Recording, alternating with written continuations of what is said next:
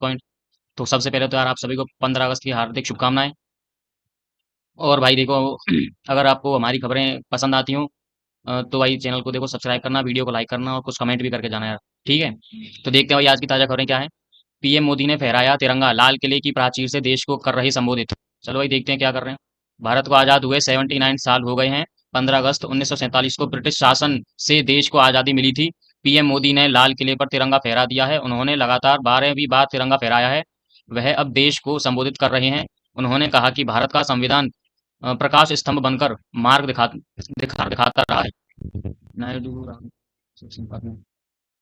और और भाई अगली खबर देखिए, ये है भाई बड़ी ही मजेदार खबर है। ये देखी जाए तो चंद्रबाबू नायडू राहुल गांधी एक दूसरे के संपर्क में, पूर्व सीएम के दावे के बाद कांग्रेस का आया जवाब। कहा आपको तो अच्छा, क्या कहा है देखते हैं भाई। अब इन चंद्रबाबू नायडू भाई देखा जाए तो बीजेपी के साथ में मतलब अलायंस किया हुआ है इन्होंने। जो एनडीए की गवर्नमेंट है भाई, ये चंद्रबाबू नायडू ने उसको सपोर्ट किया हुआ है। राहुल गांधी के अभी संपर्क में आ रहे हैं, इसका मतलब क्या है भाई। ये क्या है, सरकार गिरेगी क्या भाई, बीजेपी की सरकार गिरेगी क्या बीच में, या फिर अगर नहीं गिरेगी तो भाई हो सकता है शायद अगली बार चंद्रबाबू नायडू कांग्रेस को सपोर्ट करें। चलो देखते हैं क्या। आंध्र प्रदेश के पूर्व मुख्यमंत्री जगन मोहन रेड्डी ने दावा किया कि सीएम चंद्रबाबू नायडू कांग्रेस नेता राहुल गांधी के संपर्क में हैं। इस पर कांग्रेस प्रभारी मणिकम टैगोर ने पलटवार करते हुए कहा कि जनता जानती है कि नायडू, मोदी, शाह, जगन और पवन कल्याण एक साथ हैं। अब भाई इन्होंने कहा है तो ये अंदर की बात कहीं ना कहीं से निकली है भाई। अब ये तो खैर कहेंगे भाई अरे नहीं नहीं हमारे संपर्क में नहीं है ये तो मोदी शाह के साथ है। बाकी भाई अंदर की बात है ये तो। आंध्र प्रदेश के पूर्व सीएम जगन मोहन रेड्डी के दावे के बाद सियासी सरगर्मी बढ़ गई है। उन्होंने कहा था कि सीएम चंद्रबाबू नायडू कांग्रेस नेता राहुल गांधी के संपर्क में हैं।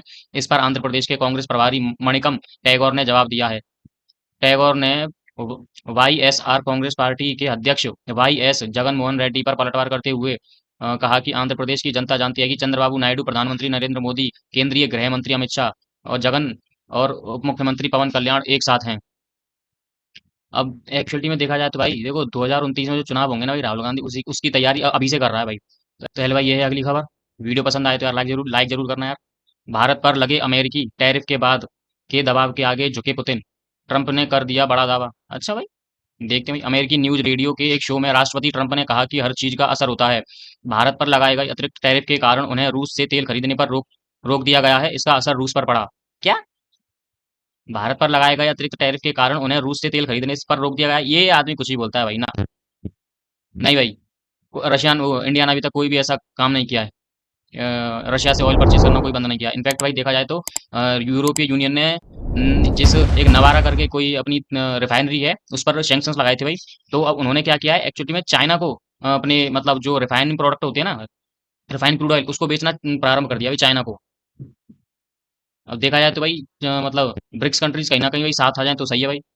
और जैसे आपको ये भी पता होगा कि भाई जैसे पहले चाइना ने अपने मतलब फर्टिलाइजर पे भाई मतलब बैन लगा रखा था, वो इंडिया को नहीं बेचते थे फर्टिलाइजर। तो तब हमने क्या रशिया का मतलब अल्टरनेट ढूंढा था, हम शायद रशिया से खरीदते हैं भाई फर्टिलाइजर वगैरह, हमारे यहाँ इतना प्रोड्यूस होता नहीं है। अब चाइना ने इंडिया को भी अलाउ कर दिया है फर्टिलाइजर खरीदने को लेकर, मतलब वो चाइना एक्सपोर्ट कर सकता है इंडिया को। भाई बड़ी डेवलपमेंट हो रही है भाई देखो रशिया की अमेरिका की वजह से भाई। ब्रिक्स कंट्रीज और हो सकता है मुझे लगता है मजबूत हो जाएंगे। और हो सकता है और ये मुझे लगता है ये अमेरिका की वजह से ही ये जो आरआईसी जो ग्रुप है ना, वो पूरा का पूरा बन जाए। और ये एक बार ग्रुप बन गया ना फिर मतलब बेस्ट देखा जाए तो चाइना पे यार हम भरोसा भी नहीं कर सकते पूरे पूरी तरीके से। रशिया पर तो कर सकते हैं बट चाइना यार अ, चाइना पर भरोसा किया नहीं जा सकता। चलो फिर भी देखते हैं भाई क्या डेवलपमेंट होती है। लेकिन अमेरिका पर दबाव बनाने के लिए भाई इस आरआईसी अगर ग्रुप बन जाता है तो वो कहीं ना कहीं हमारे लिए अच्छा ही रहेगा।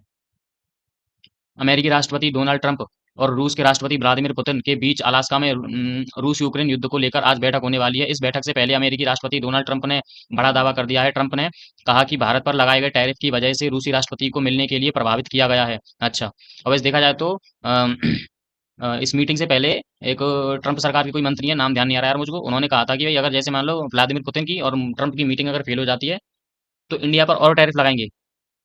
मतलब मीटिंग वहां फेल हो जाती है तो इंडिया पर दबाव बनाएंगे यार, ये मतलब इंडिया पर दबाव बना रहे हैं ये लोग। ये कह रहे हैं कि भाई तुम मतलब रशिया की और यूक्रेन की वॉर को खत्म करवाओ, वरना हम आप पर टैरिफ लगाते रहेंगे। ये क्या बात है। और टैरिफ देखा जाए तो ये तो एक बहाना है भाई, अमेरिका चाहता है कि भाई इंडिया अपनी वो मार्केट ओपन कर दे, डेयरी मार्केट, जिससे और फिर उससे हमारे किसानों को भी बहुत बहुत नुकसान हो जाएगा। और देखा जाए तो आज के समय जो हमारे किसान नेता हैं वो मोदी सरकार का पूरा पूरा साथ दे रहे हैं, क्योंकि मोदी सरकार अपनी मार्केट को ओपन नहीं कर रही है अमेरिकन के लिए। इनफैक्ट उन्होंने तो ये भी कह दिया कि भाई अमेरिकन जो फर्म होती है ना, जो कंपनियां हैं, उन पर भी बैन लगा दो। अब भाई देख रहे हैं, आपका भाई आपका क्या विचार है भाई, अमेरिका की कंपनियों पर बैन लगना चाहिए या नहीं लगना चाहिए भाई, लिख देना, कमेंट करना यार। आगे देखते हैं। अमेरिकी न्यूज रेडियो के एक शो में राष्ट्रपति ट्रंप ने कहा कि हर चीज का असर होता है, भारत पर लगाए गए अतिरिक्त टैरिफ के कारण उन्हें रूस से तेल खरीदने पर रोक दिया गया है। रूस एक बड़ा तेल उत्पादक है, उन्होंने कहा है कि आप अपना दूसरा सबसे बड़ा ग्राहक खो देते हैं तो इसका असर जरूर पड़ता है। बातचीत के दौरान उन्होंने एक बार फिर कहा कि भारत और पाकिस्तान के बीच सैन्य झड़प रुकवाने में उनकी महत्वपूर्ण भूमिका रही है। अगर वह ऐसा नहीं करते तो न्यूक्लियर जंग हो सकती थी। और भारत ने हर बार इस चीज को भाई रिजेक्ट कर दिया है कि किसी का भी कोई भी योगदान नहीं रहा है। भारत ने अपनी मर्जी से जंग रोकी है। इसमें किसी भी थर्ड कंट्री का कोई भी एंट्री नहीं हुई है, लेकिन पता नहीं इसको नोबेल प्राइज चाहिए तो भाई ये तो तभी से बोल रहा है सीज फायर करवाया, सीज फायर करवाया यार। ये तो अजीब आदमी है सच में, ये जो भी बोले उस पर यकीन तो मत ही करो यार, ये पलट जाता है ये। इसकी बातों पर विश्वास नहीं करो तो ज्यादा बेहतर है। तो ये अगली खबर भाई, नफरती बयानबाजी कम करे, भयंकर नतीजे होंगे, भारत ने पाकिस्तान को दी सख्त चेतावनी। और क्या, ये पता नहीं क्या है इतना, मतलब इनमें जहर घुला हुआ है। आए दिन कुछ ना कुछ ये बोलते ही रहते हैं भाई। विदेश मंत्रालय ने कहा कि अपनी नाकामियों को छुपाने के लिए बार बार भारत के खिलाफ बयानबाजी करना पाकिस्तान की लीडरशिप की आदत है। बिल्कुल, ये चुनाव भी इसी बात पे जीतते हैं कि हम इन हिंदुस्तान को खत्म कर देंगे और ये कर देंगे और वो कर देंगे। हालांकि होता तो इनसे कुछ भी नहीं है।